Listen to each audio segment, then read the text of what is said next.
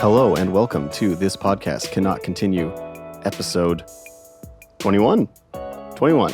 Oh yeah, we're into the 20s now. We've been doing this for over half a year. That's pretty good. For how long? Over half a year. February? Oh. Yeah, February's Cool. month too. Yeah, we kind of hit the last episode was our RPG top 10 list. We apologize that it's so long, but we had a lot of fun talking about RPGs, as you could tell. So this one's probably going to be worth taking our time on. Yeah, no, I agree 100%. And I think that this episode's probably going to be a bit shorter. This is going to be a return to form. But thanks for sticking with us this long, everybody. Do you just want to get right into it? Do you have any news you want to talk about?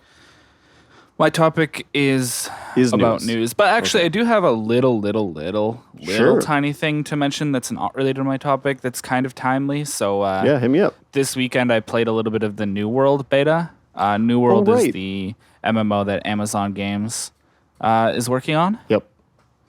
Really weird game because it is like an MMO, right? Okay. But it has like a very different style than a theme park MMO like FF14 or World of Warcraft. Like This is a very sandbox-esque game. I would say that like its skills and things like the fishing, the woodcutting, all that stuff is actually kind of reminiscent of RuneScape, except, you know, in like a HD, like super modern kind of like client and maybe a little more interactive. Like fishing isn't just in RuneScape, it's just click on the fishing hole and go. And here you have like, you know, like balancing the tension on the line or all this stuff, right? But at the end of the day, there's that stuff, which is really sandboxy, and then, you know, the combat, you can like join a faction and do like open world PvP, and like there's that kind of stuff. And then like the third thing that it kind of reminds me of in a weird sort of way is like it actually reminds me of games that aren't even in MMOs, which are like those like sort of open world like survival sandbox games. So like Rust, or to a lesser extent Ark. Not so much Ark though. Ark is so obsessed with like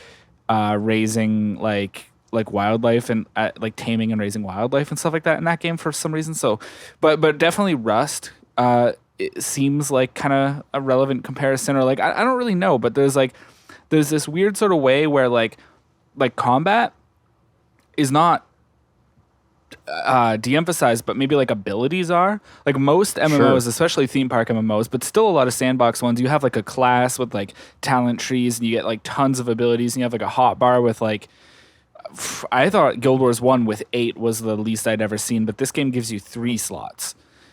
You know what I mean? Okay. And then it has things like, you know, left click is like a light attack. It has a heavy attack. You can't dodge or block while the attack animation is playing out. So like it actually kind of feels like it starts with like the skeleton of almost like Souls-like combat, but it's not as slow or punishing. It's a little faster than that. Is it like, you know what I mean? Is it like the same sort of deliberateness though with in terms of like the actions that you take and whatnot? Like, like you're committing. Absolutely.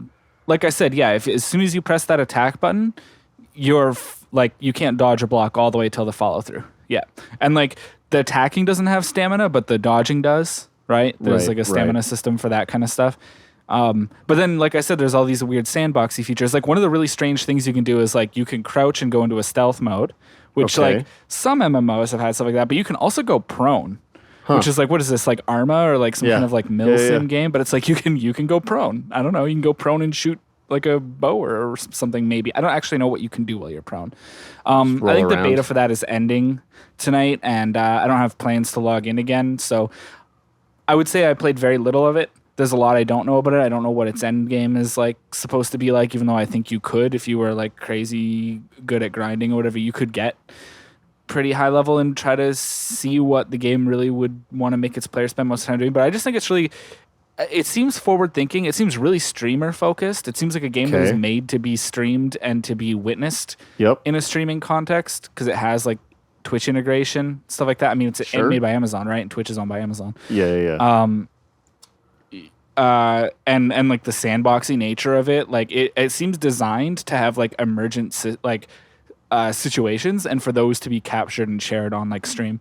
So I don't know whether that necessarily means it'll be like a good game, but it's something really interesting, and I think it's those traits are something that we haven't seen together in this exact configuration in MMOs yet. It's kind of like maybe fresh. This could be a working, like it feels a little fresh, and maybe this could be a working formula for like a a sandbox game, because they have largely fallen off and made way for the theme park MMO to take over the genre, right? So That's cool.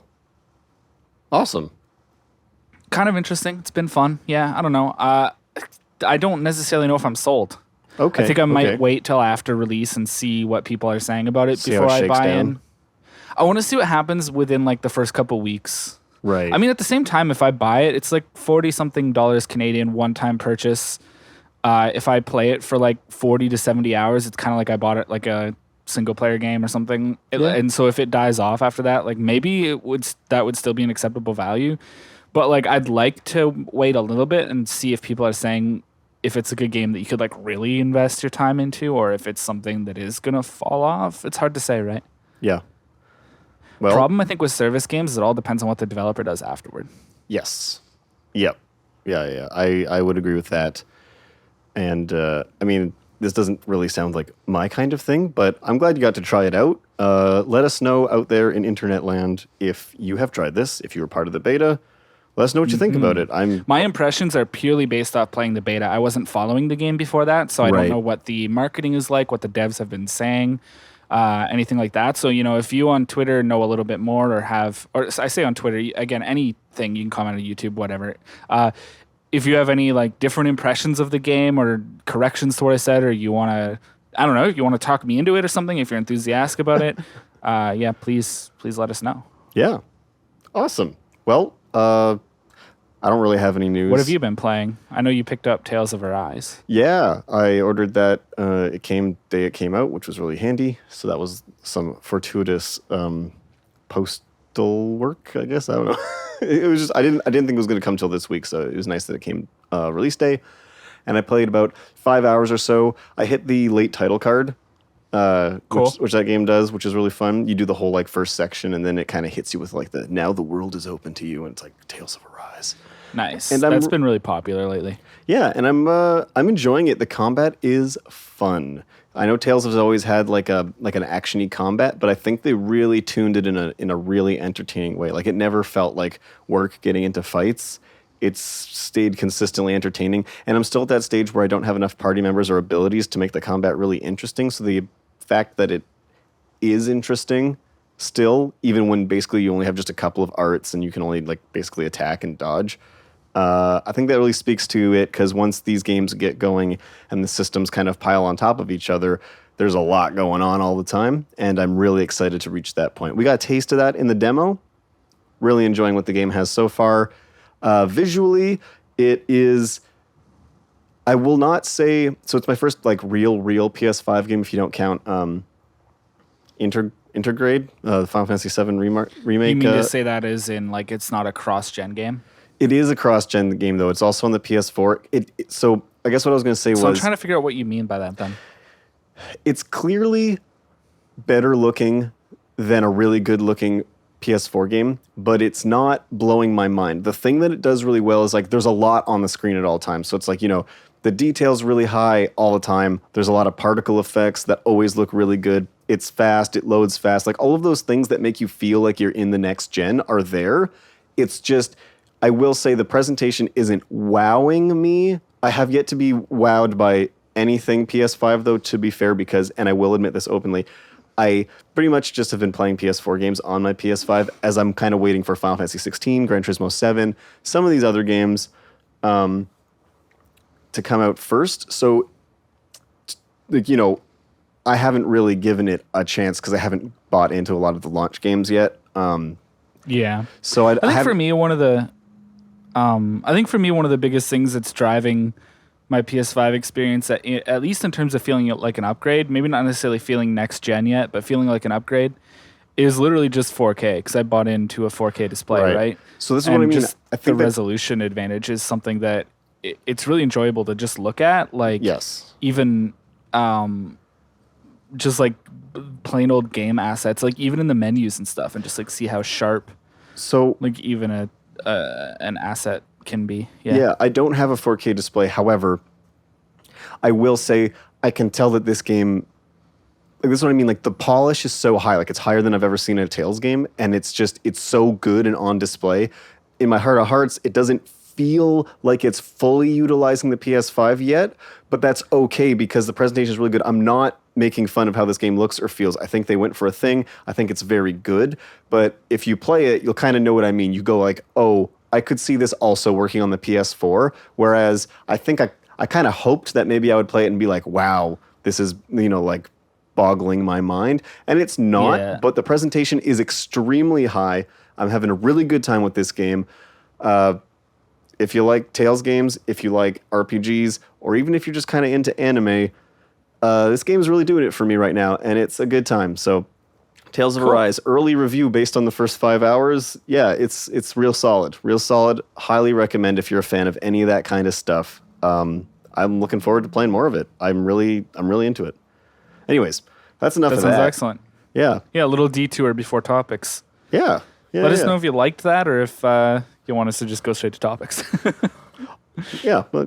We could. I like to do it. I like to cover what's new. If there's anything to be said, sometimes there's nothing really to be said. But thank you for listening to our new branded segment. What's new with this podcast? Cannot continue. Yeah, I wouldn't necessarily just dive in and say it's a new segment. Like that's a commitment, right? But it's Is it? I think it's worth our time if we got something on the mind to quickly. I could toss together another bumper. It could be fun for me. Maybe. You know what? I think you may disagree, but I kind of do have a feeling like maybe we can't go forever on Backlog, so could be maybe like a way to look forward. Or what do you mean? Neither of us own a Sega Saturn. Let's just start going down the list of games for that we haven't played. Okay, true. The backlog is infinite, my friend. Anyways, enough of that. What do you got this week?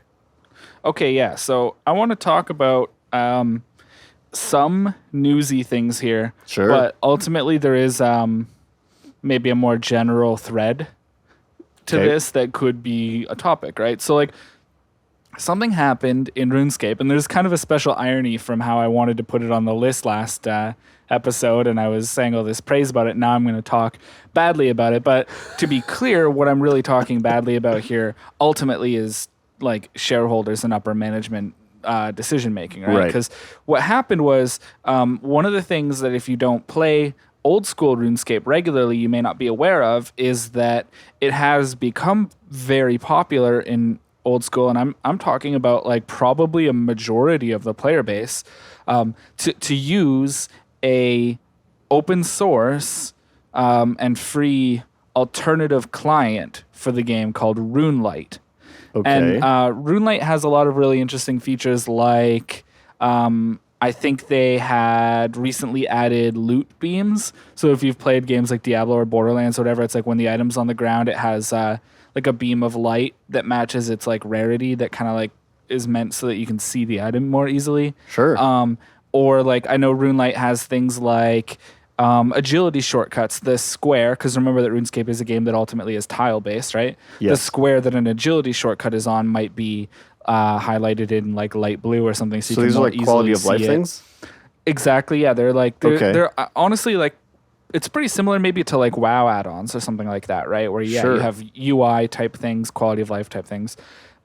So a fan developer who goes by RS_117 has been working for about 2 years on an HD plugin for RuneLite. And so what HD means, because obviously you can, just run RuneLite or even the official client and just like maximize it to like HD resolution, right? Like you can run the game at 720p or up, which is HD, air quotes. But like what they mean is there was a phase between RuneScape 2 and what is now RuneScape 3 where RuneScape became air quotes HD by Jagex's definition, and they were doing like graphical overhauls to the game, but a lot of it coincided with the Evolution of Combat update, which is what killed RuneScape for all of the people that love 2 and were really enthusiastic about old school and like won't play 3. All right. That is the thing. The combat change is the thing that made like a schism in the game and ended up being 2 versions, right? So essentially a fan developer / modder is making a plugin for RuneLite that presents the game in a way that looks like it did during that era, somewhere, I want to say in my memory, it's somewhere around 2009, 2010. It's like that between RS2 and RS3 era where the game was getting those graphical updates and was starting to be called RuneScape HD. Okay. So he had to post, unfortunately, RS117 had to post on the old school subreddit on 5 days ago. What day is it today? The 12th, so I guess on the 7th or something like that. Yeah, sure. Yeah. It would have been the 7th because he says, so I'll read out some of it for you. He said yesterday, September 6th, 2021, RuneLite HD would have been released. The code had been reviewed by RuneLite devs and bugs had been fixed. It was ready to go. You would have been playing with it right now. Yet at the 11th hour, Jagex contacted me asking me to take it down in light of the reveal that they have a similarly themed graphical improvement project that is relatively early in the exploration stages. So that's really unfortunate. And one of the things that I think is like really worth mentioning is like RuneLite is not new. RuneLite has been around for the past 5 or 6. I don't know exactly how many years it's been since Old School launched, but it's years now, right? It's a staple in the community. RuneLite has been around most of the time. So Jagex is aware the RuneLite client exists. Right. And we know they are because they've made like references and even like jokes and stuff related to it in the past. Okay. And they also regularly even post in the comments on like the subreddit, and sometimes that can be like maybe something related to like RuneLite or whatever. Like there's no way they haven't at least seen it. And as a result, also I would assume that RS_117 who has been posting on the subreddit a lot about his progress over the past 2 years that he's been developing this plugin. Like it seems like there's no way that Jagex hasn't known for most of this time that this has been in development. So the thing that's really frustrating, shut it down right when he's done? It could be out there. Yeah. Like why they shut it down? And the thing that's so frustrating is it's the last minute, right? So the assumption is that something like this happened in a boardroom somewhere at Jagex where a very high up, like kind of like investor, well, not investor, but maybe like, a high up like executive or somebody like that, who isn't in the game dev side and is just in like the business side of the business at the top somewhere goes, like, what is this about like RuneLite HD coming out that we caught wind of? And the developer goes, well, it's a fan-made HD client. And then that executive goes, can we do that and make money from it? And they go, well, it's possible, but it would take a long time to make, and this fan is ready to release one today, and they're not really breaking like the rules or whatever. And he goes, well, just shut it down and start working on our own. Is like that is the perception of what may have happened. Like we obviously don't know that, but especially that 117 has explained that the communication he had with Jagex stated that their improvement project is in the early stages, suggests that it's not like they had their own right around the corner either. Yeah. He offered them a compromise of removing his project when they're ready to release theirs, or to allow them collaborative control over the direction of his project, things like that. They declined outright. He was talking about how he spent about 2,000 hours working on it, that he's disappointed and frustrated.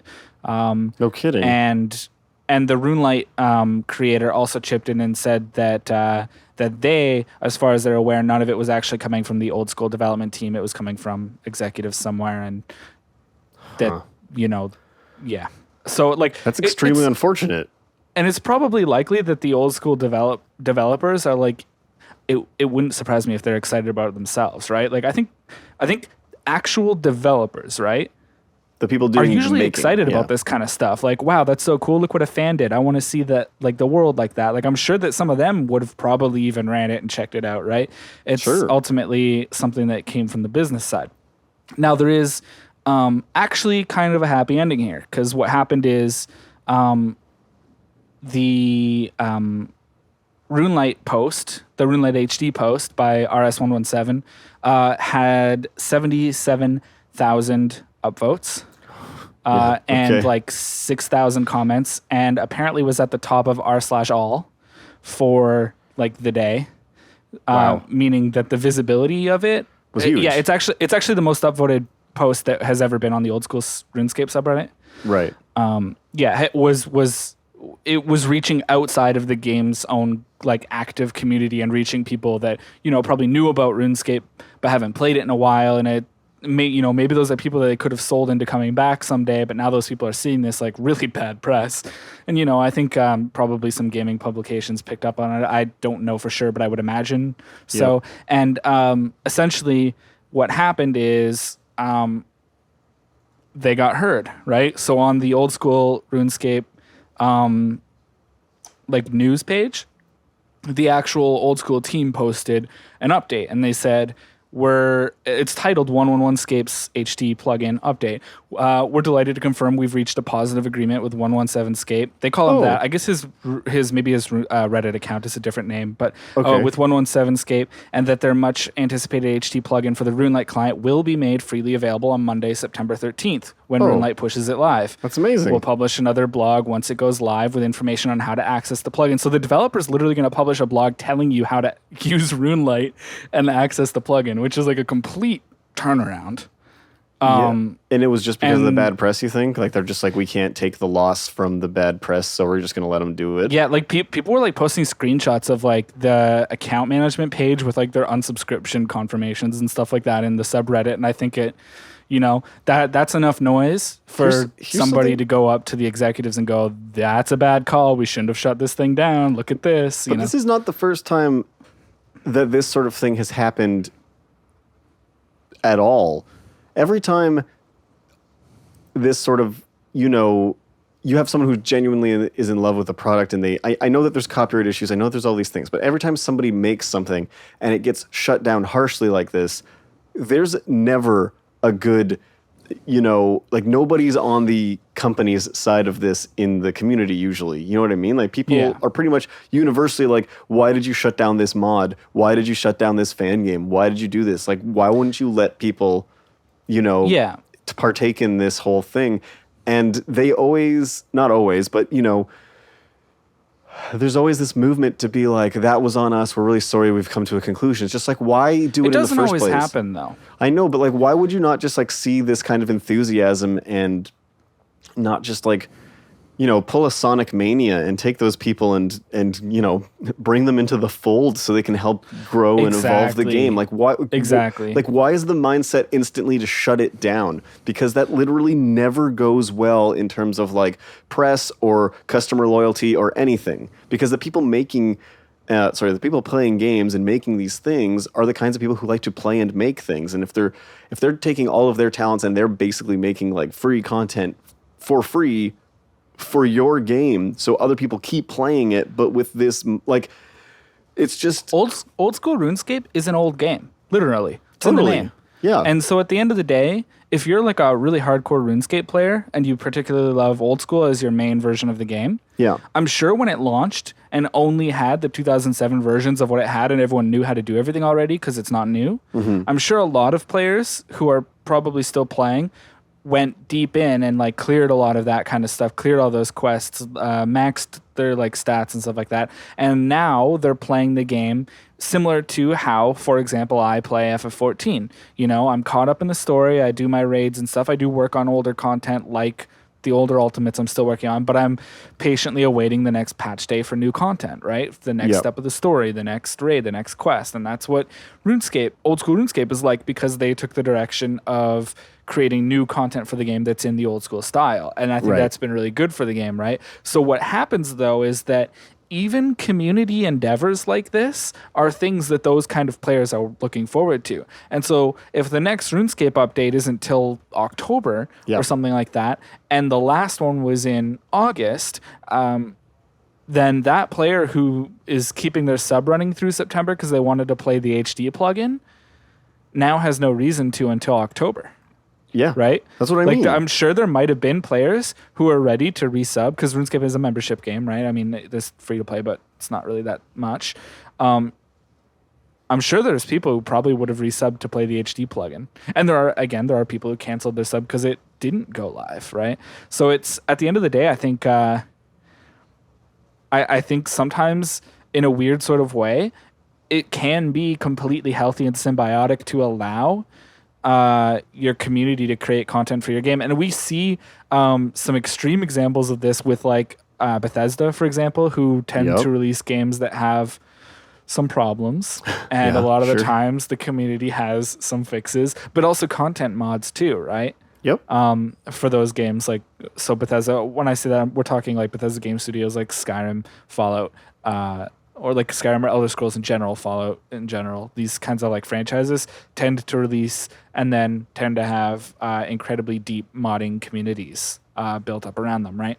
Totally. But like, so outside of keeping people engaged in the games and still buying the games as they're coming out because they know that there's like this support from the community that they can also tap into once they're done with what's already provided, I would think that like, and I am not an expert obviously, but I would think that these sorts of modding communities would also be a great place to pull talent and headhunt from too. You know what I mean? Well, like you mentioned with Christian Whitehead, the Sonic Exactly. Mania team situation with Sega, brilliant move. Love Absolutely. to see it. Want to see it again. You know, some devs I think are coming more around to it. So like Christian Whitehead was a fan porter, I guess is I think mostly what he did. He created a mobile engine for Sonic and began porting games, and he got picked up by them for that first before Yeah. Mania. Yes. But before that, he was, just doing fan projects. Sometimes, on the other hand, like we've mentioned it so many times, but like sort of like the Nintendo like Cadence of Hyrule thing is like it's not there yet because that's still working with another business, an established indie developer who is a studio, who is a company, right? Yep. It's not the same thing as like a fan game, but it is like the closest thing we'll ever see for that out of Nintendo, I think. Yep. No, they don't let You know what I anybody mean? do They this. they don't. Yeah, they've canceled, for example, Project M, the Smash mod for Brawl that essentially is like another Smash game to a lot of really dedicated competitive Smash players. And actually, the situation with Nintendo and Smash turned out quite recently. I think in 2020 we found out has been deeper and a little darker than we ever knew because what apparently has been going on, and this is a little bit of a conspiracy theory, but there's a lot of evidence to back it up, is that Nintendo has been leading on competitive Smash scenes, both Melee or Ultimate, Sure. without ever delivering because it's an easier act to balance to seem like incompetent or incapable or disorganized and unable to support a scene because they're out of touch, like old businessmen and women, instead of being, like up to date and understanding and being able to actually put on a tournament or host an event or whatever. But in reality, it's because they don't actually want to do it. But if they just start going, shut it down, they become that enemy, which is the stance they took for emulation, but they have way less of like a legal leg to stand on for just being like shut down tournaments. Like technically, yeah, they can say don't broadcast this, it's our copyright, but that makes them the enemy and seems so much less reasonable than don't emulate, it's stealing, which like, like I don't think anybody's happy with that statement, but at the same time, it's harder to argue against Yeah. necessarily, right? That's like, crafty. So how much of that is true and how much isn't is a little bit ambiguous. There was a really long story about how Red Bull wanted to start up a tournament circuit and was constantly talking with Nintendo, and Nintendo was like, yeah, we'll do it. And then like they would be like, well, we're working on this, and we're just trying to figure out like what the right plan is. And like basically they just kept it in the planning stage indefinitely and then eventually dropped it and then turned around like years later and were like, oh yeah, we're interested. And then they just kept like leading it along and then like dropping it. And it's been like a cycle that keeps happening. Because if they did really care, they would make it happen. Just make it happen. Yeah. Yeah. Or like, and I think at one point the person who worked at Red Bull that was kind of like not really leaking, but like kind of like telling as much of the story as they were like maybe allowed to, even stated at one point that Red Bull was essentially willing to handle all of it financially, organizationally, everything, and essentially just asking Nintendo to stamp it. Yep. And still didn't get through with that type of a plan. Ugh. Okay. Yeah. Because Red Bull Esports is actually very, like, as much as, we can criticize the product and whether it's healthy or not, and also as much as it is advertising at the end of the day to put their name on things, they've still funneled a lot of money into esports. I think a lot of communities are in a better place than they could have been without that. I know it's like weird because like I prefer not to be so like friendly of blatant advertising, but it is a symbiotic relationship that they've set up with a lot of different esports, Right. in gaming. So it's like it's one of those things that I guess what I'm trying to say is like they could have done it and they could have made it a big deal. I right? agree. Yeah. Okay, wait. I have a question.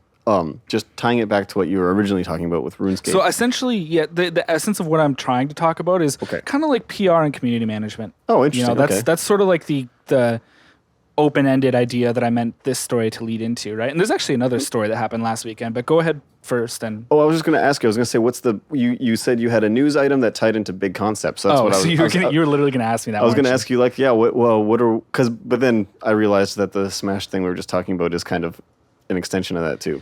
So that's really what I want to talk about. And to quickly get the other one out, and I'll be really short on this one, is will you? There's I will. There's a Genshin Impact fan site that indexes like the characters, like the items you can cook, the items you need to upgrade characters, all this kind of stuff. It's like kind of like a wiki, but it actually has a very different layout that's like really fast for finding bullet point information, like exactly just what you need without like all the description that a wiki would have. It's called Honey Impact, and it's like genshin.honeyhunterworld.com.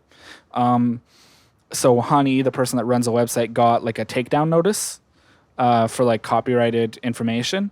But it's really interesting because there are a lot of Genshin fan sites, like one that shows like an interactive map, which is actually directly in competition with MiHoYo, which is the developer, because they also host their own interactive map, right? But they don't seem to care about the app sample interactive map. Or there's like, there is a wiki on fandom, and there's like all these different things, but they targeted Honey Hunter World. And the thought is because Honey Hunter World does not shy away from posting like leak information or data mined information. So like they have the stats on like Kokomi, who's like the next character we're pretty sure is coming out, right? Okay. So they don't like it because they're giving away the reveals? Because they're posting data mined or leaked content. So they issued a takedown notice, but the thing is, their takedown notice doesn't say, just remove the leaked content or whatever. It basically just says take down the whole site. You have to comply with taking down the whole site. Punitive then. It comes off punitive to the community, who, even if all the leaked information was stripped, still finds this website to be a fast and well-organized resource that's way easier to use than the wiki. Right. And I agree, right? So now we have a situation where it's like this company has every right to defend their assets. Totally. And to like issue a takedown based on copyright, and particularly to go after leaks. And I even think that's reasonable. But you kind of have an issue when it is also going to impact the community that plays and enjoys your game negatively, because that website is a resource. Right. So then what do you do, right? So this is like getting back to what you got me thinking and these gears in my head going. And okay, so there will always be modders and fans and people doing these kinds of things. And I agree with you. Companies have... I know we're not big fans of companies, but, if they make something and there's copyright, intellectual property, and all of these different things tied up into it, there's definitely... They have, at a certain point, they're allowed to go, that's blatantly stealing or like, intellectual theft or whatever. Like, don't do that. If it was like an independent artist and somebody stole their work and like made NFTs of it and sold the NFTs, but they're like, that person's not the artist. Right. Like, that's not. I think everybody would be up in arms about like that person's artwork is being stolen and sold and being profited off. Right. And like at the end of the day, like a company that employs artists who make art on behalf of the company, like, I kind of feel like even though it's however many steps removed because of like profit versus wages or whatever, there's still a certain amount of like the company or rather the creators, the artists and developers, like through the company deserve to get paid for their work. And thus like the company should have at least some amount of right to defend its assets 100%. Is like a reasonable one, barring like flaws in the DMCA and stuff that are not modern. Yes. Like obviously the extent of all these things is like not really our place to necessarily.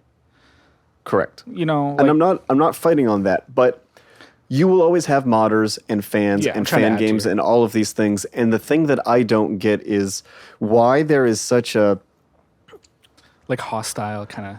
Well, I understand why it's hostile, because it's seen as potential for lost profit and or for intellectual property, and they don't want to encourage this. But sometimes I wonder, like, why more companies don't, like, as I mentioned earlier, why they don't lean into the modding communities, community engagement. Yeah. Like, because a lot of the times it can be symbiotic, like Sonic Mania. Yes, it can be symbiotic, but more than that, it's they're playing legal whack-a-mole. They hit one guy, and some other person just does something different. And now you're getting this situation where people aren't announcing projects until they're almost finished so that they can release them and then get copyright struck. I think that was the another Metroid 2 remake method. Exactly. And that's why not, like, I feel like, so Nintendo has this, I think Nintendo, this is like maybe my own personal Nintendo's like the worst. Nintendo's website still says emulation is illegal. Yes, but I was going to say, I think they do things like Mario Maker so that people can get offer the alternative. Yeah, that kind of works. You know, I think that there are still people out there making ROM hacks and everything for Mario, and I don't think still very popular because you can do anything versus you can do what Mario Maker lets you, right? Exactly. But the thing that Mario Maker let people do is that people who used to run like the intense Mario ROM hacks, people started making those levels in Mario Maker because they kind of just let them do it. And that's an interesting way of engaging the community and also doing this. I'm not trying to give too much praise to Nintendo because I know that in all of this, they're actually kind of one of the most old school companies when it comes to these issues. But definitely, I think that like if it's not avoidable that these things will happen, why don't you shift perspective and instead of thinking, how can we monetize this, think like, okay, people love our products. How can we keep releasing our products in a way that works for us and gives the people what they want while also fostering a community of fans and people around it? You know what I mean? Because if you want to build brand loyalty, don't make people associate your brand with you being like, no, these are mine. You can't touch them ever. You know what I mean? Like, there's with the fact that gaming is moving away from, we have games as service models. Physical stuff is at an I hesitate to say at an all-time low because I don't know that for a fact, but a lot of people are definitely moving to digital. You have consoles now that don't even offer digital. With COVID. Also with COVID. Like, obviously people will get their box games shipped to them, but like there's definitely I am somebody who sometimes likes to buy physical copies and definitely did less of that than I might have had COVID not been a thing, right? But my point here is that like you have, as we've talked about on the show before, this lack of ownership of things, which is, I get it. Yeah. Companies are trying to protect their property, the intellectual property, the creative property, all that kind of stuff. But also it's like a weird sort of antagonistic relationship with the people consuming it because I feel like I'm paying, $79.99, after tax in Canada, it's like $90, $100 for a game. And then it's not really even mine. Like even Tales of Arise, I had to click through like 2 or 3 end license user agreements to start the game. And I'm not 100% sure. I mean, like, obviously that legalese is there so that you can read it and understand if you want to, and I'm assuming it has to do with the downloadable content and all that, but it's not like, when you have this tenuous relationship between the consumers and the people making this stuff, I'm just wondering if there's a like you said, a symbiotic answer here. If there's some way the companies can embrace the people who love their stuff in a way where, everybody can get along. That sounds really stupid, but do you know what I mean? Because you can't, you will not get rid of these people. So use them as a talent pool. Use them as a way to grow your community. And I don't mean use them in like an exploitative way. I mean like use the existing resources that these people are making and want to contribute to your IP and just like, create something that everybody can get into. But it's not that. It's hostile instead. Very often it's hostile. And that's a really old school way of doing business in my mind. Yeah. Like that's like a old school Hollywood way of protecting intellectual property. And I think the fact of the matter that a lot of people don't want to admit is that with the internet being around for so long now and where we are in it with how accessible development tools are and how everybody can kind of do anything now if they, put the time in and learn the skill, it's like maybe these outdated ways of trying to protect, copyright or shutting down fan games or all these things, maybe there needs to be like a paradigm shift. You know what I mean? Because it's entering this point where you can't play legal whack-a-mole or do what Nintendo does and just like,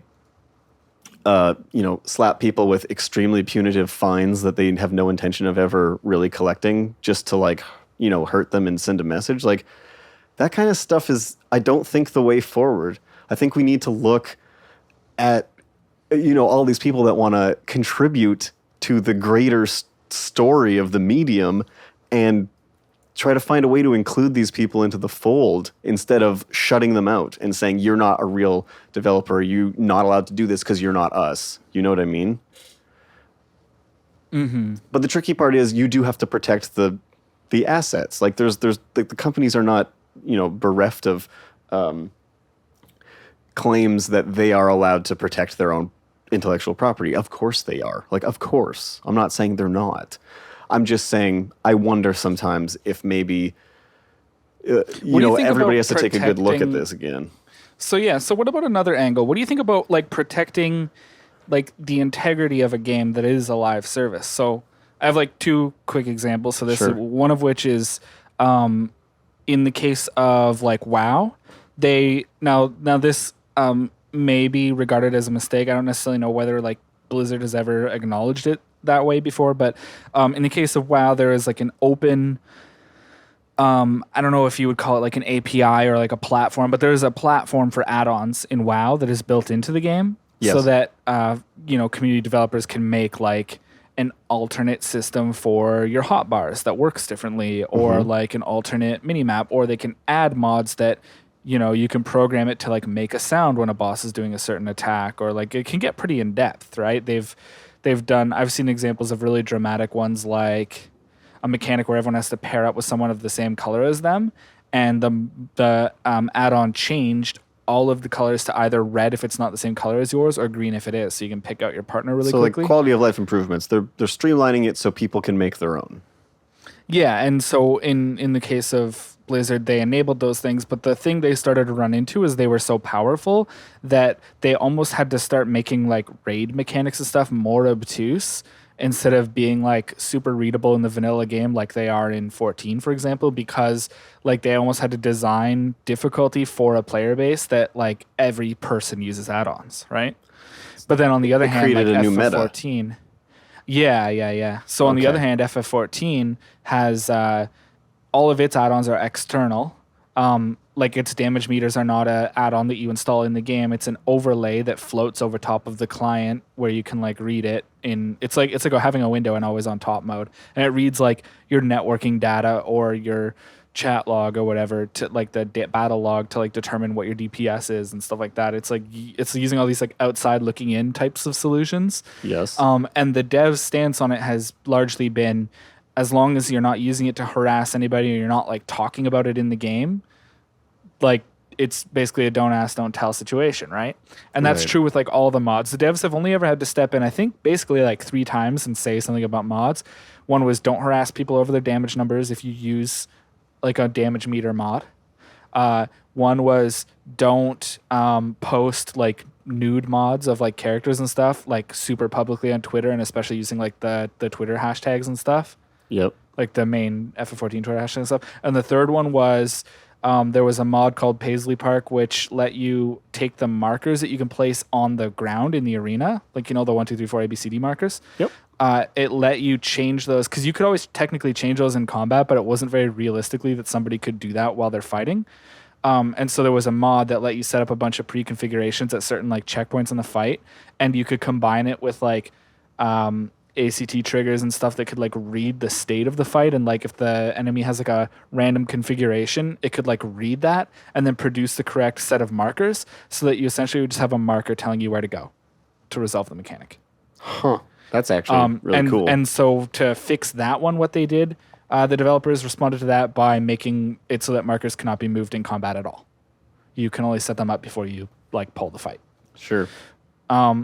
So in their case, they've had a really hands-off approach that is like, don't ask, don't tell, don't post nudes on Twitter, and like if something is particularly egregious, we would rather change the game to make it not work, or like try to like stop it that way, than like turn around and just like ban everybody who uses it.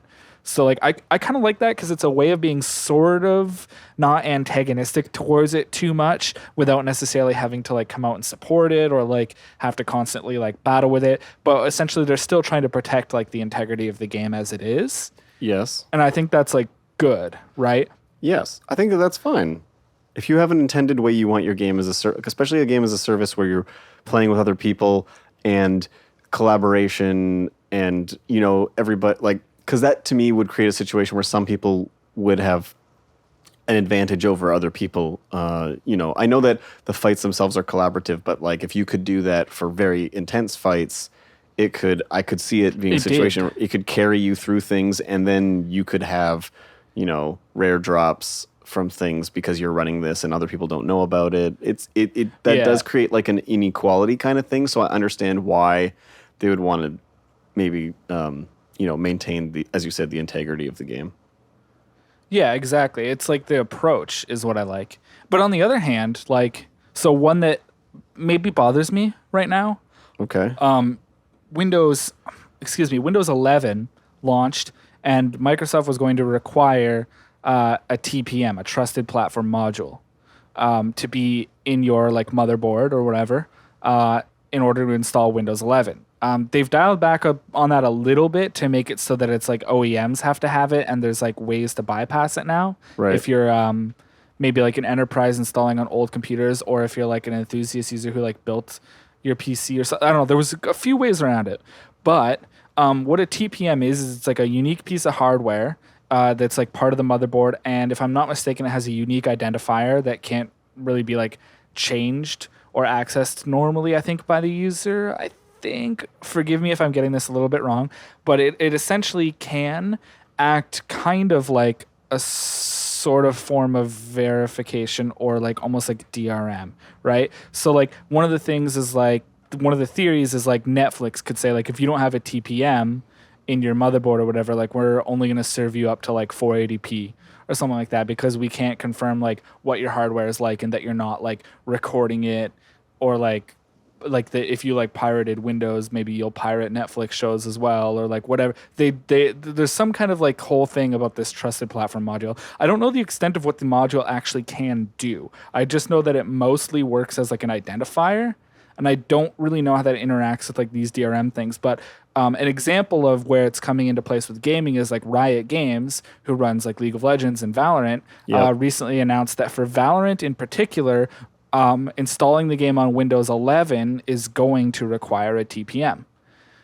It won't if you install on Windows 10 for now, but obviously Microsoft at some point will eventually end support for Windows 10. And so the idea is within X years, when Windows 11 is the version of Windows you have to be on, you will require a TPM to play Valorant. I think this is going to be used as some kind of an anti-cheat or anti-ban circumvention feature, try to improve the quality of the community by making a ban a more threatening thing that is more difficult to get around, because they will be able to recognize your TPM and reject you from making a replacement account if they ban you or something like that. Yeah. But it also kind of comes off as if your computer is not newer than 3 or 4 years old or whatever, TPM started to just become integrated in motherboards. You either have to install a module if your motherboard supports it, or you might just be SOL and can't play Valorant. Weird, right? I got some feelings from a on community that. management perspective. It definitely feels like the kind of thing that's going to exclude people with somewhat older hardware, and especially because that's an esports title, and esports titles tend to target the widest range of hardware possible. It becomes a strange move because TPMs. Yeah, there are definitely, I think, I think my computer doesn't have a TPM because I built it in 2014. I'm actually not sure of the status of my computer in that regard, but if that's the case, I think my PC would be an example of a PC that certainly could run Valorant, but wouldn't be able to install it if I was running Windows 11. I'm pretty sure that I would be an affected user by that if I was interested in playing that game. That's a weird, right? That's a weird approach to dealing with this problem. Yeah, because it can create an exclusionary situation in your community. You don't want to prevent people from being able to buy or play your game. Ideally, but at the same time, is it the best thing to do for the integrity of your community? Yeah, I don't know.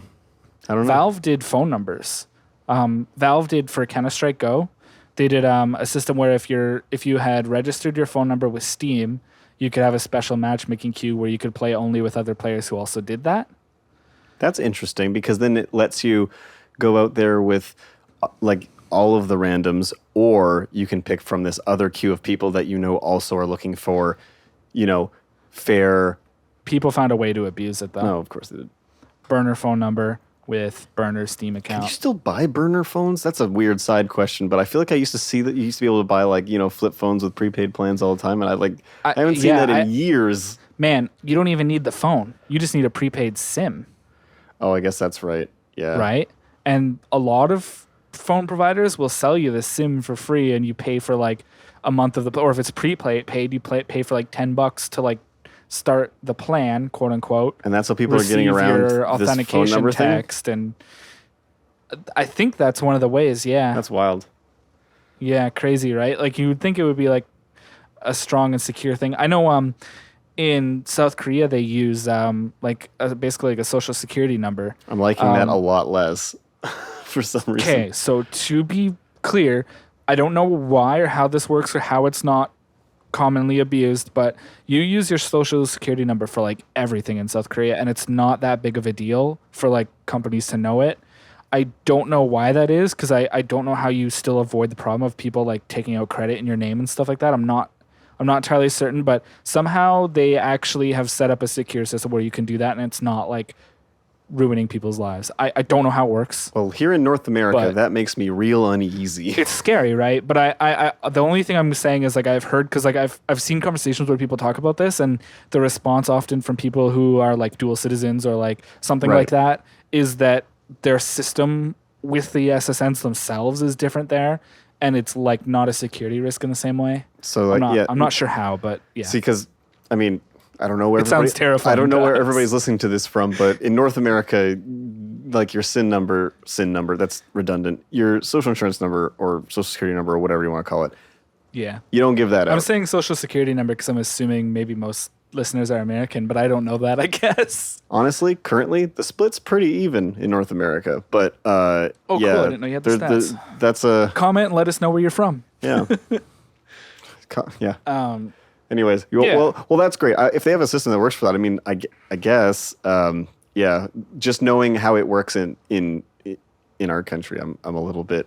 I don't know what the PR situation has been like around the Valorant announcement. I'm not really sure because I'm not in that community, so I haven't seen, like what the Reddit posts might be. I know actually, like Linus Tech Tips on their podcast talked about it a little bit more from the tech angle about it, but I don't know. I don't really know. Well, let us know out there if you play Valorant. Let us know how the Valorant players' perspective is. How the vibe has been, and also on this topic in general, as per usual, let us know what you think about this. Do you think that the current situation's fine, or do you think there should be more of a symbiotic relationship between? I definitely think the latter, but that's I'm the player, I'm the consumer. Of course, I think that, right? Yeah, I also think that too. Some people I can't really say that there's anything from the developer side other than protecting your assets and profit. Like, as for why they don't, you know what I mean? Like, what I'm trying to say is like, if I put myself in their shoes and try to like devil's advocate, all I can say is it's like they think that there's money to be lost. Yep. I mean that's. Sometimes that's true, but sometimes I think it's not true.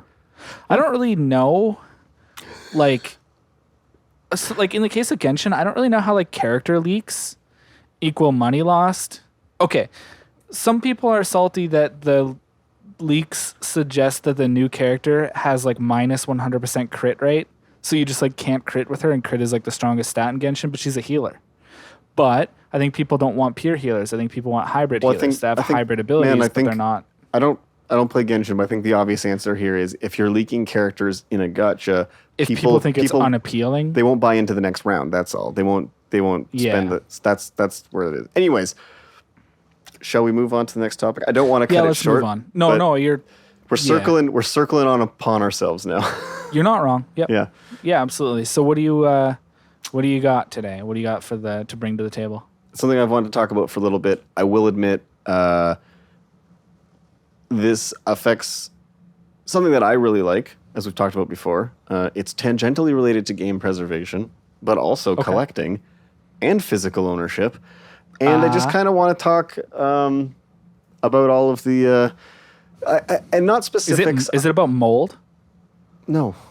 I'm just joking. I heard a story though that somebody couldn't get the mold out of their belongings and it ruined like their game cases. Oh no. Okay. Well, no.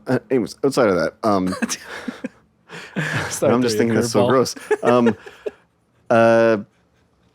the whole Heritage Auctions, Wata Games. Yes. I hesitate to say scandal, but it kind of is. So basically, here's a quick recap. I'm not going to go into the whole thing, but in the last year, you may have noticed if you follow video games at all, some articles posting about Wata is this company that rates video games.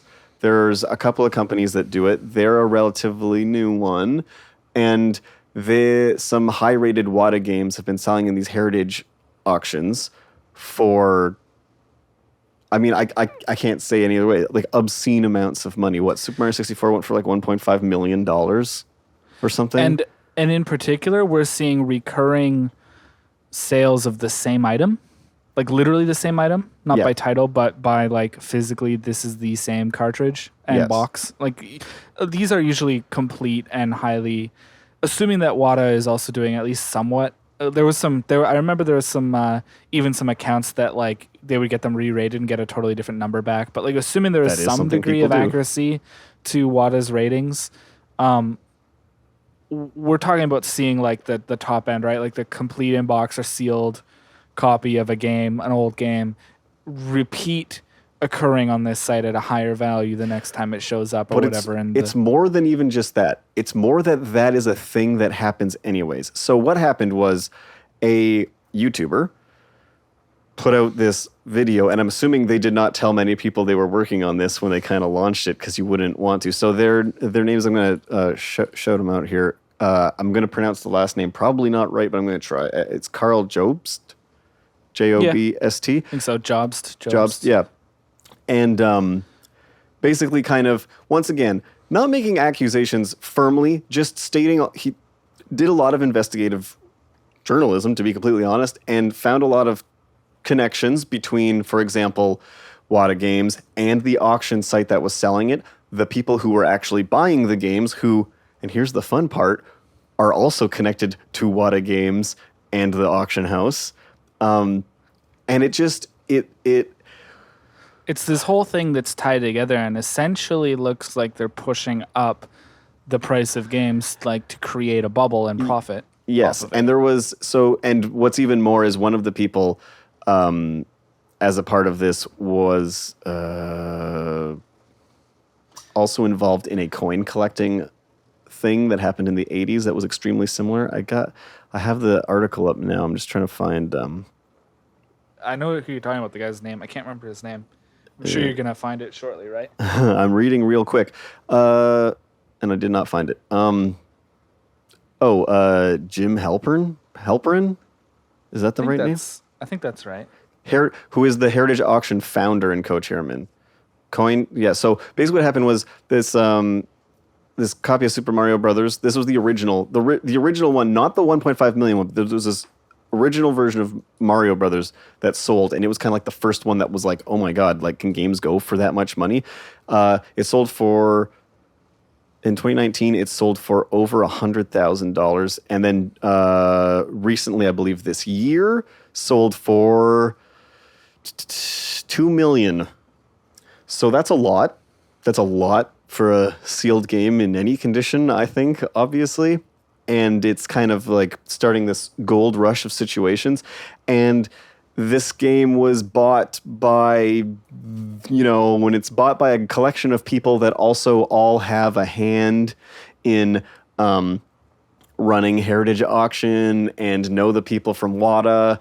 And Karl goes into, like, for example, how there was even this building of like a legitimacy for Wata as the authority on games ratings by having them appear on Pawn Stars to help, evaluate things that were brought onto the show brought onto the show by people from Heritage and also Wata. Like, it just ends up being this thing where, like, he doesn't claim that anything. He says very clearly, Karl says, I don't have any proof of any wrong dealings, but this is real weird.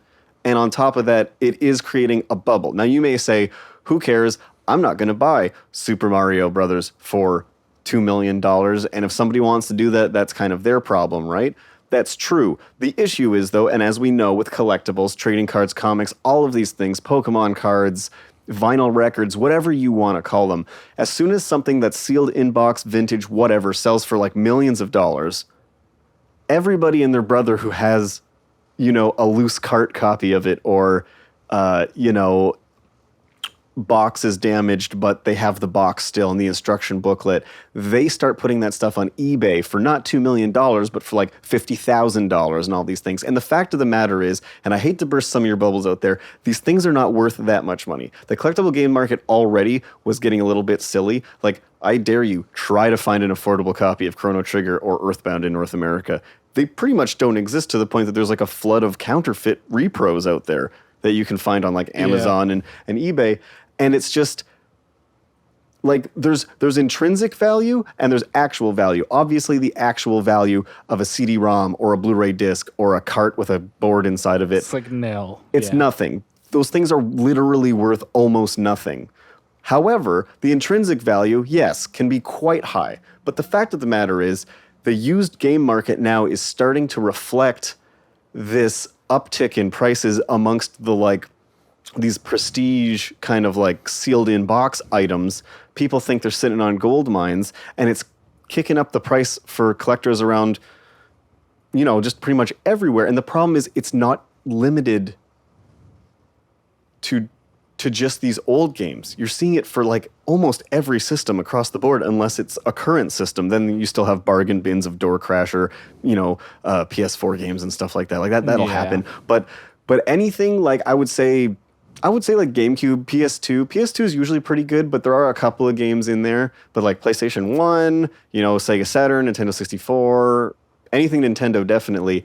You're just seeing this inflation, and it's like COVID already had, for whatever reason, really boosted the retro games market. And if there are people out there taking advantage of this to create this weird bubble, it's hurting the collectors and people who just want to play these games. That's the main thing, and that's where it gets me. I'm not complaining because I want an affordable copy of Chrono Trigger, although that would be rad.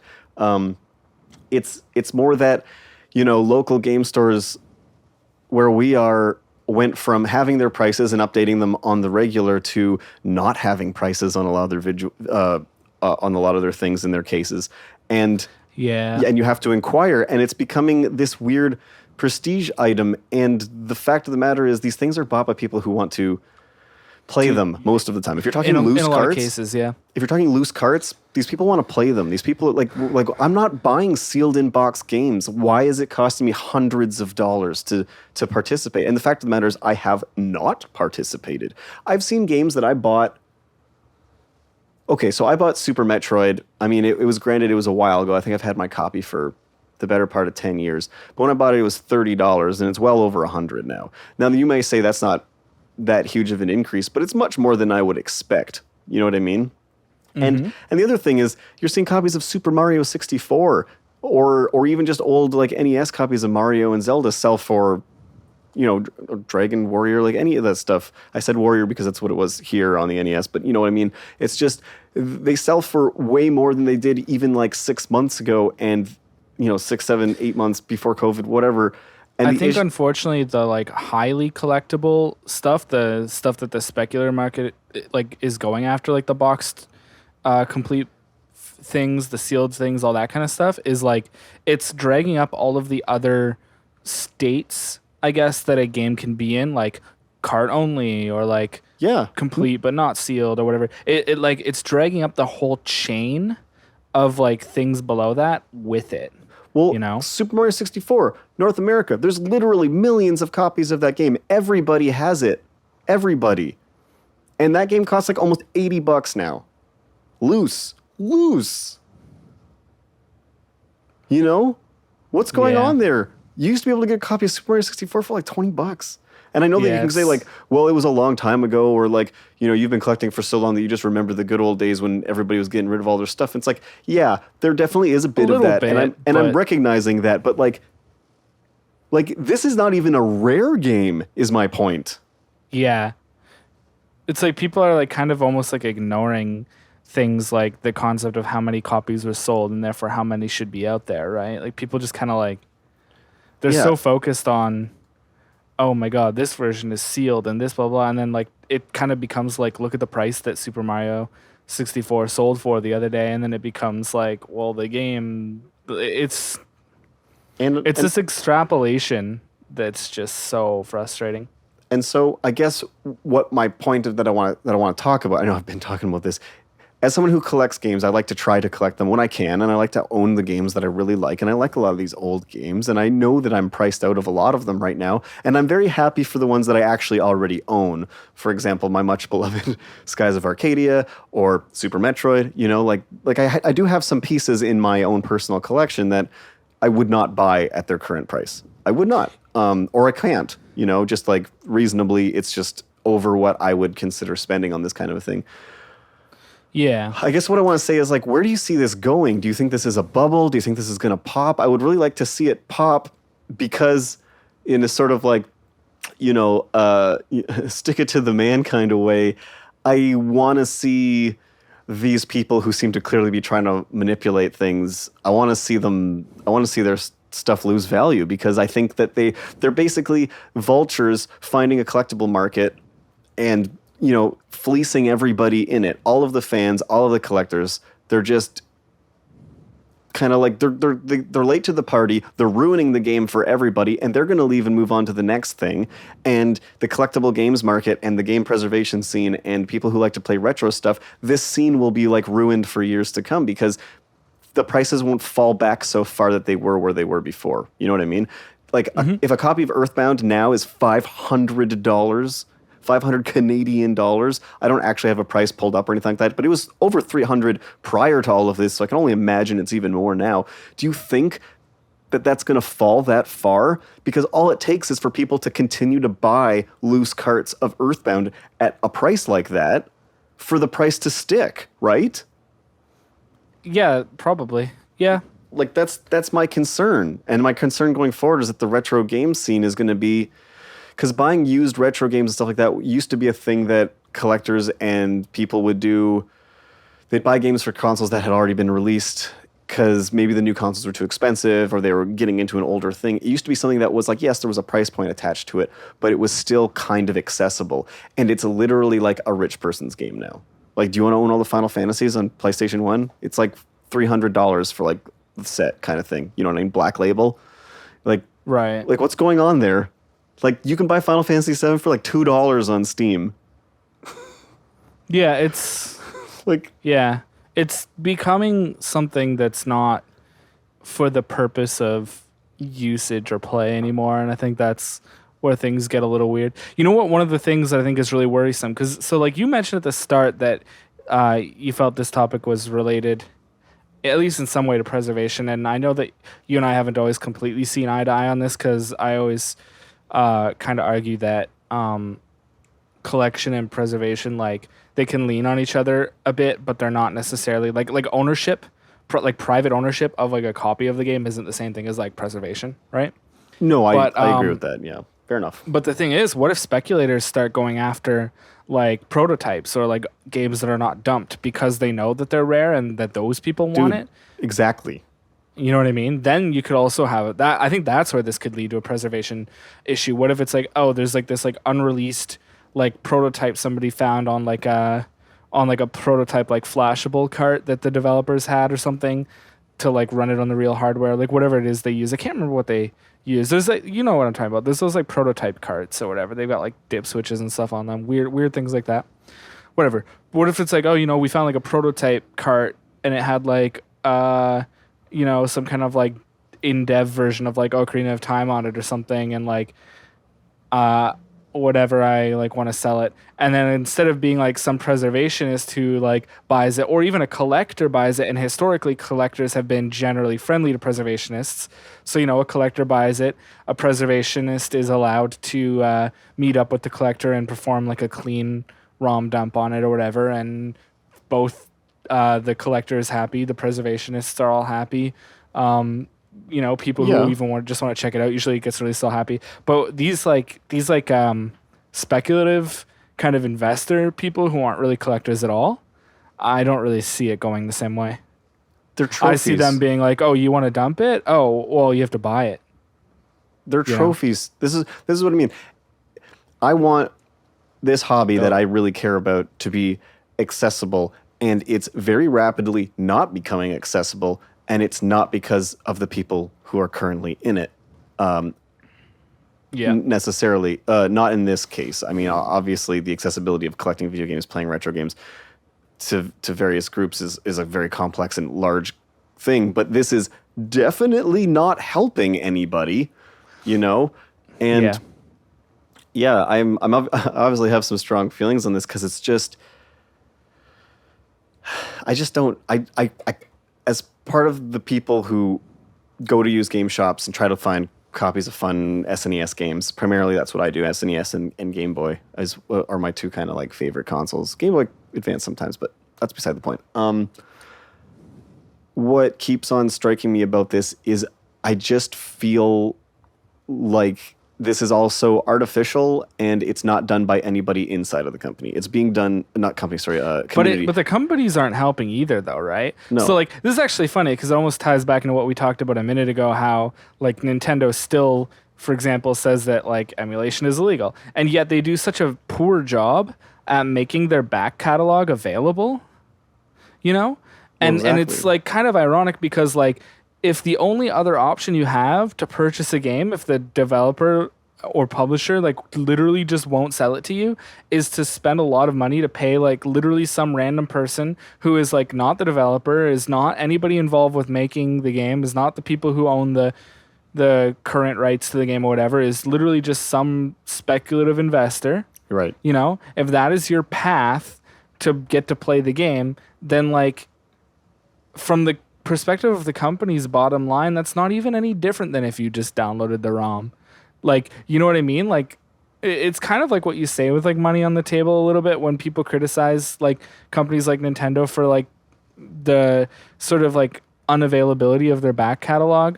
Obviously, like one of the sort of like theories or arguments is like the old version will never or will like get in the way of like players buying the new version or whatever. Like I think like for example, I think Nintendo is afraid of supporting Melee because then they think that people like wouldn't buy Ultimate or whatever, right? Is like one of the sort of like theories behind this, right? Like what, no one will buy Animal Crossing if like you can buy old Animal Crossing or whatever. I don't actually think that's true. I don't think that's true a lot personally. of the time at all. Well, but here's the thing. Here's a company that, as I mentioned earlier, you can probably play Final Fantasy VII on your smart fridge if you really want to. It's available everywhere, and Black Label copies of that game are still extremely expensive. That's completely based on intrinsic value. So availability in the collectible market does not, like, of the actual product, because here's the thing, these prices are going for the physical game.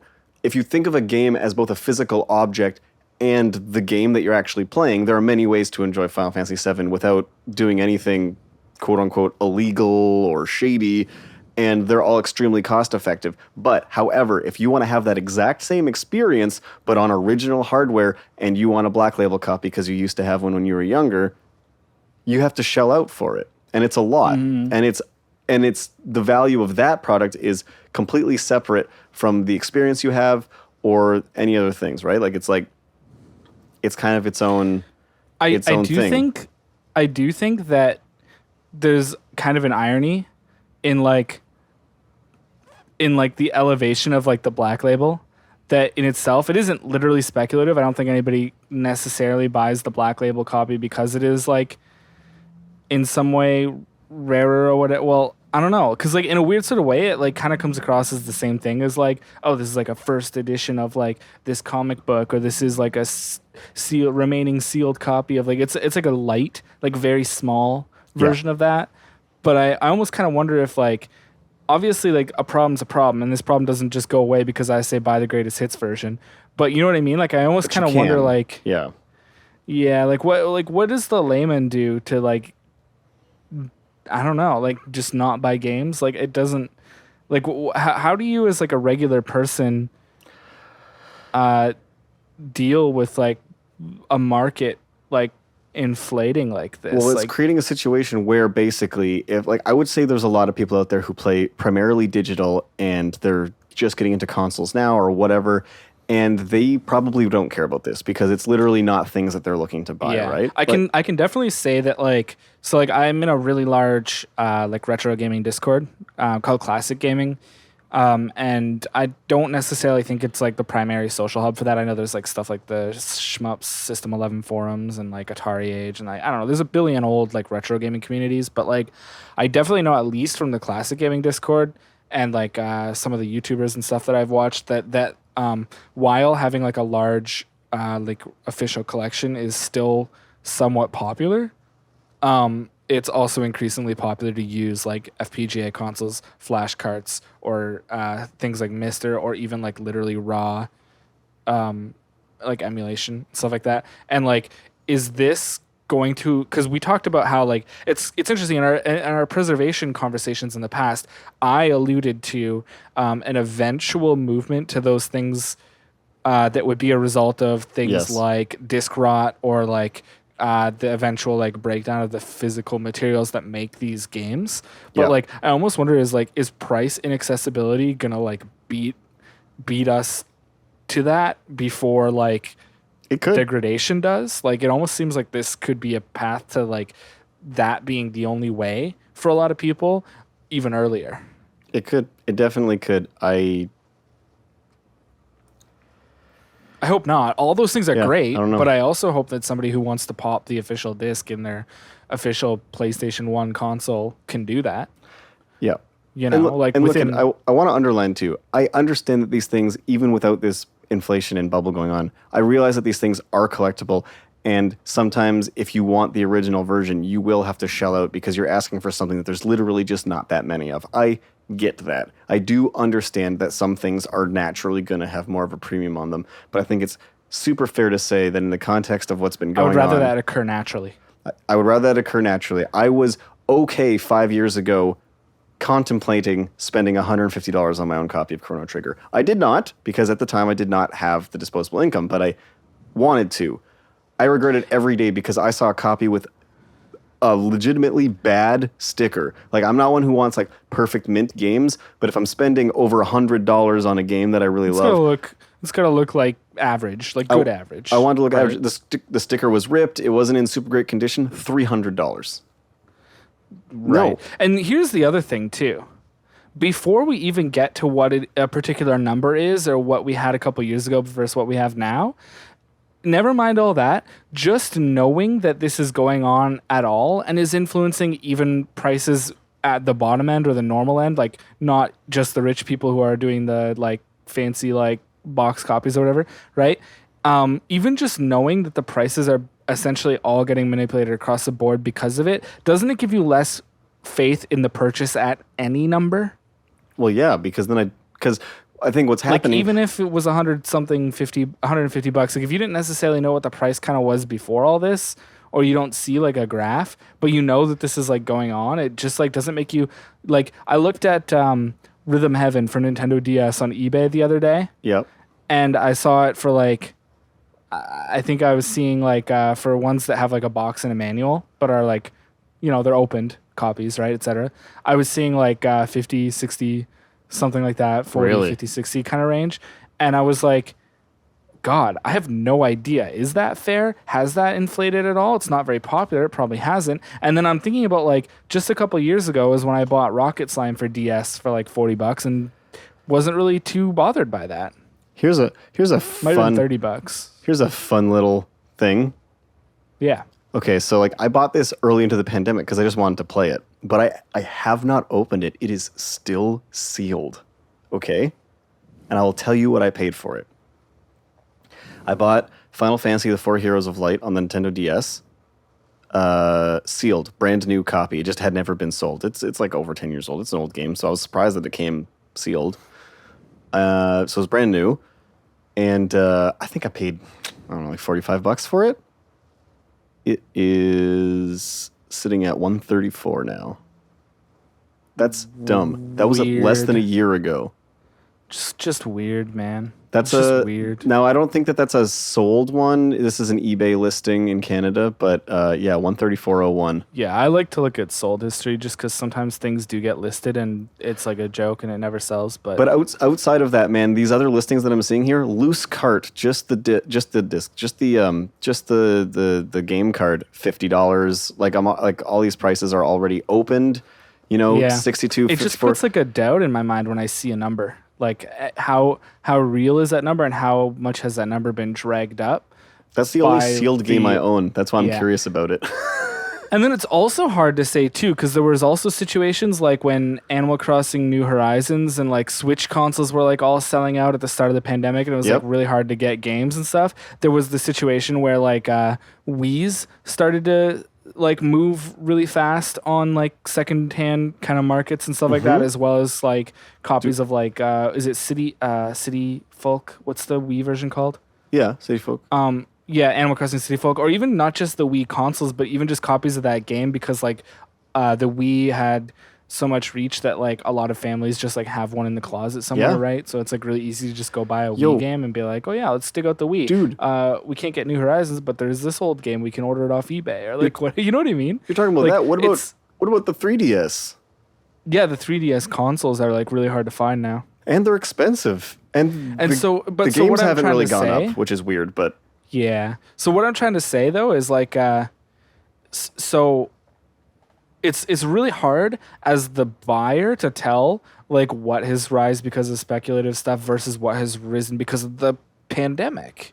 What has risen because of the unavailability of newer stuff and people want games to play. It's like a real perfect storm right now. It's so hard to, it's a perfect storm, but it's also really hard to tell what you should be accepting of and what you should be like indignant about.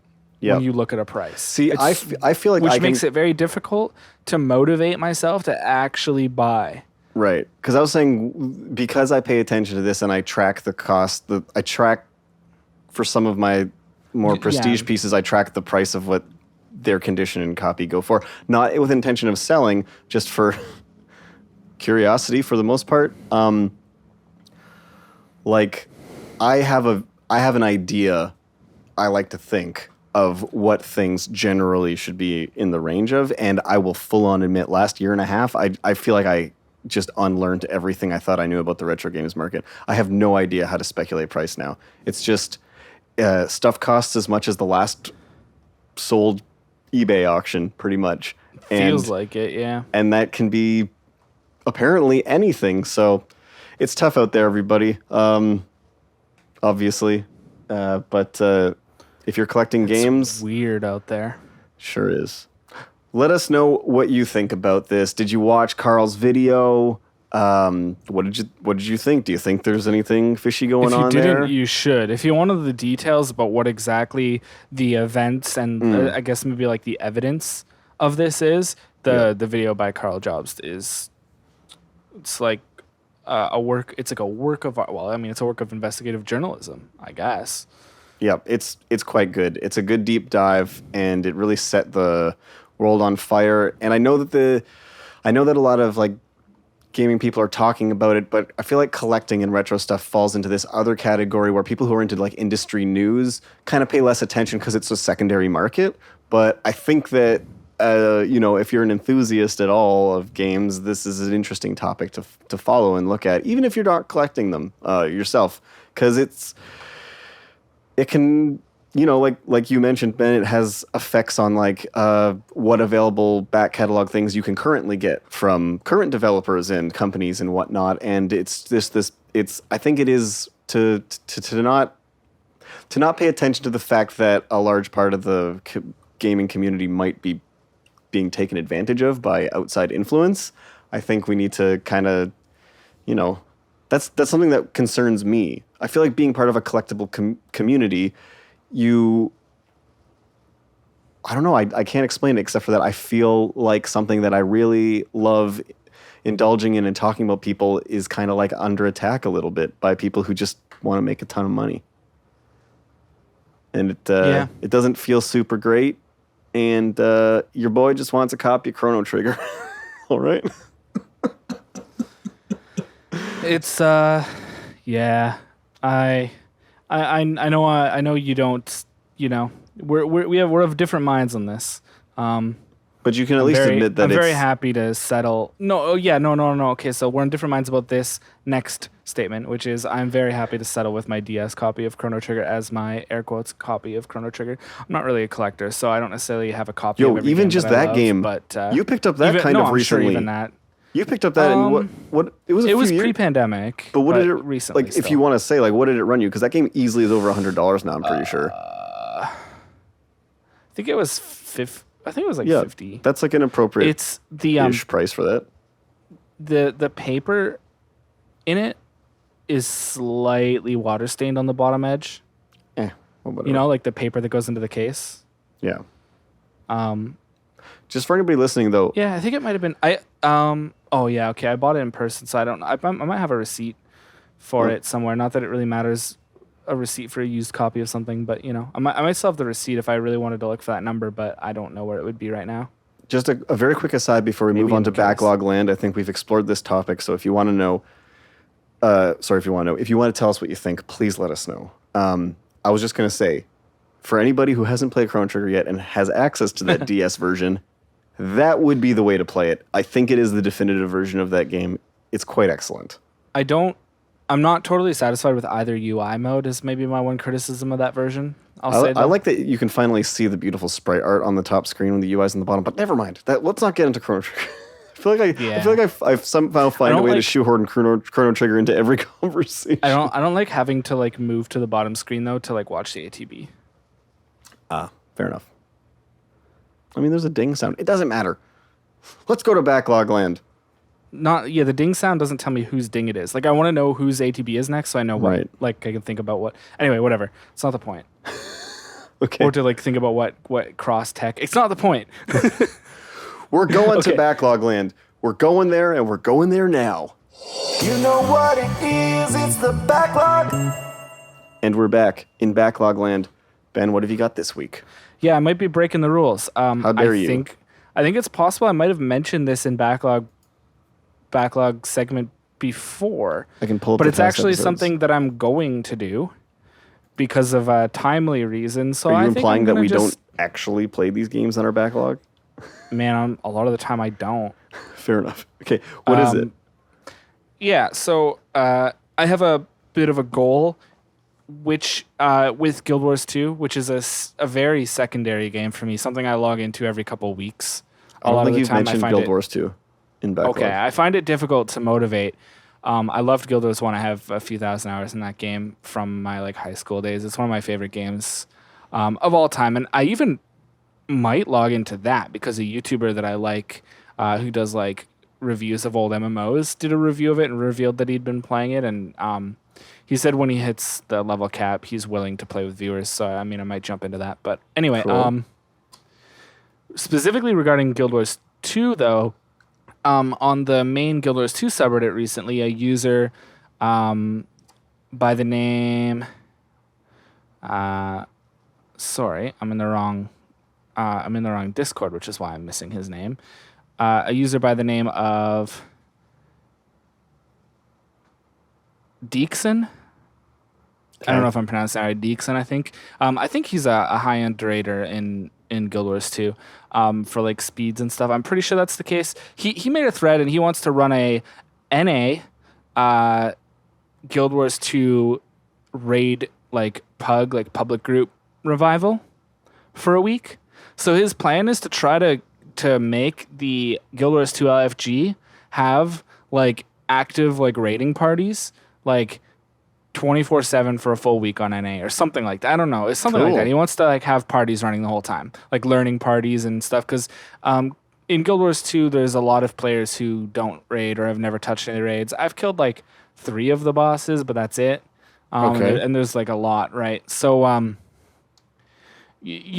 want to try to jump in on that because what I'd really like to do, I don't necessarily have like loot oriented goals with that, but what I would like to do is just put like a metaphorical check mark on each of the raid bosses and just be able to say I've cleared them all, kind of like a content tourist sort of perspective. And I've always sort of wanted to get that done, but like in the past like year or two since I reinstalled the game and have been playing it secondarily to FF14, I've killed 3 bosses. So clearly I haven't really stuck to that very well. But this seems like it's a great opportunity to jump in and get some done. So that and a revival event. There's a big thread on r/Guild Wars 2. If you out there are a Guild Wars 2 player and are interested in that, we will quite possibly be publishing this after it's already over. But if not, this is the week of September 12th to 18th. And I think he's starting it tomorrow on the 13th. Yeah, this might be my chance to get some of that done. So, I don't know. I don't really know if that counts as backlog. It seems weird to say I want to do something in a service game on my backlog, but yeah. Backlog is a state of mind. It's whatever you want it to be.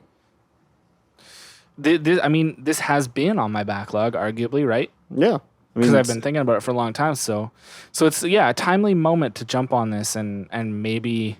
I don't think I'll get every single raid killed or anything like that. I don't have that kind of time. I still have a schedule that I raid in 14 on, but... it'd be really cool to get some of it done. Yeah. I was practicing my rotation last night.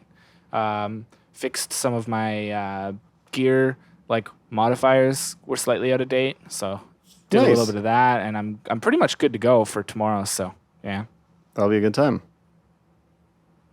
Yeah. What about you? What do you want to talk about for backlog? Yeah.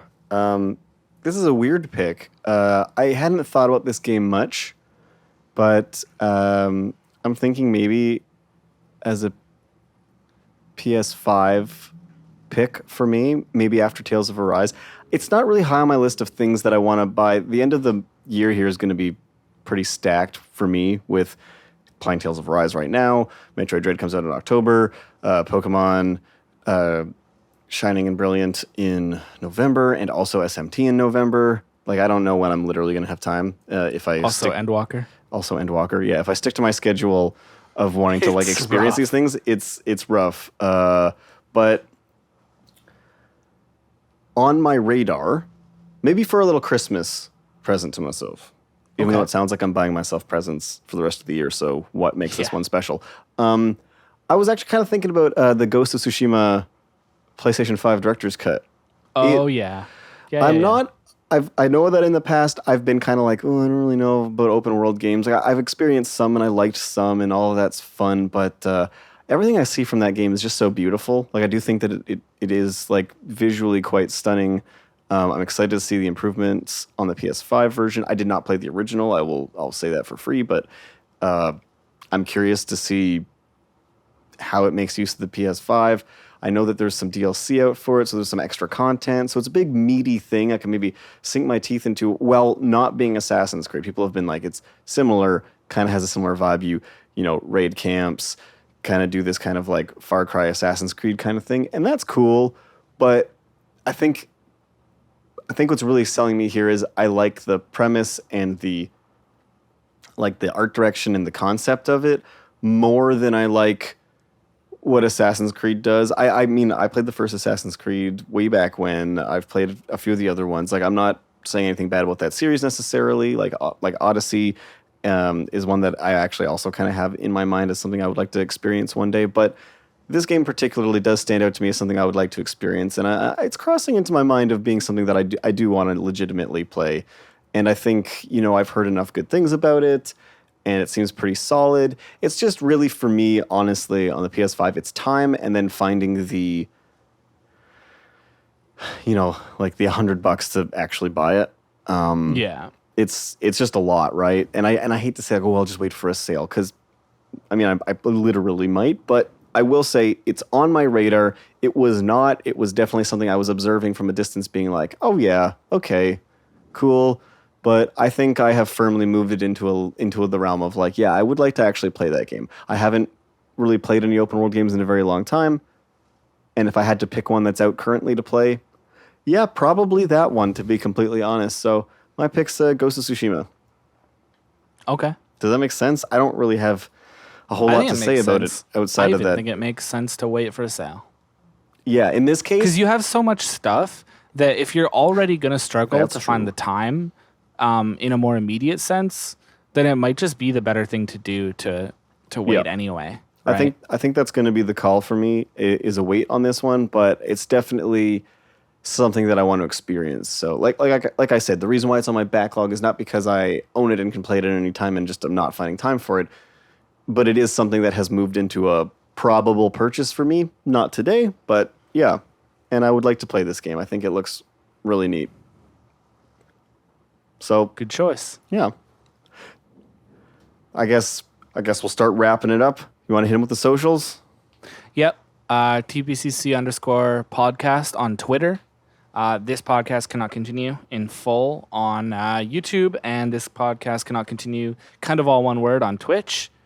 And then, I guess those are those. So yeah, reach out to us on Twitter or in YouTube comments or wherever, wherever our socials have interaction, and let us know what you think of the podcast. If you have any questions, if you want to discuss any of the topics and further, give your 2 cents. We're always interested in hearing from you all. Definitely. And my specific one is TPCC_halffoco if you want to address me directly as well. I check notifications on both Nice. fairly regularly. And I think we haven't been streaming Snester Days, but we're going to try to pick that up again. Summer has been busy. We've just both been having different schedules. I'm sure you noticed August was a kind of... we kind of took a little break for a minute there just to recollect. Speaking of backlog, I have a little bit of a backlog on editing and putting together, putting the video to the audio on these podcasts to get them up on YouTube.